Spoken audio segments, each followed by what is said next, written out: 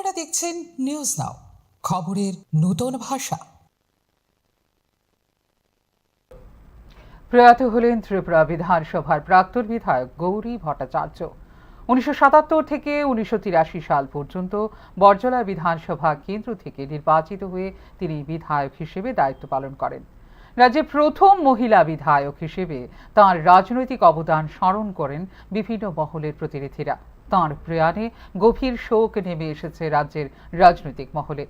এদিন বিধানসভা প্রাঙ্গণে তাঁর মৃতদেহ নিয়ে আসা হলে তাঁকে শেষ শ্রদ্ধা জানান বিধানসভার উপাধ্যক্ষ রামপ্রসাদ পাল, মন্ত্রী সুশান্ত চৌধুরী, সুধাংশু দাস, টিঙ্কু রায় ও সান্ত্বনা চাকমা। পাশাপাশি বাম বিধায়ক নয়ন সরকার, সুদীপ সরকার, দীপঙ্কর সেন সহ অন্যান্য বিধায়ক ও জনপ্রতিনিধিরাও প্রয়াত নেত্রীর প্রতি শ্রদ্ধা নিবেদন করেন।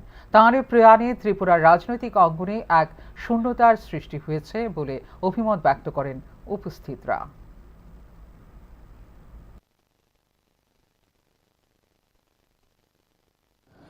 প্রাক্তন বিধায়িকা এবং অত্যন্ত বিদগ্ধ সৎ বিধায়িকা যিনি ছিলেন শ্রীমতী গৌরী ভট্টাচার্য 95 বছর বয়সে আজ ভোর রাতে প্রয়াত হয়েছেন তার নিজ বাসভবনে।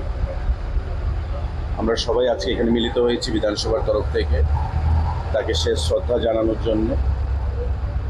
যতটুকু আমরা জানতে পেরেছি যে 77 সাল থেকে দুবার উনি বিধায়িকা ছিলেন ত্রিপুরা বিধানসভার এবং সততার সঙ্গে উনি বরজলা কেন্দ্র থেকে বিধায়ক নির্বাচিত হয়েছেন এবং সততার সঙ্গে নিজের দায়িত্ব পালন করেছেন।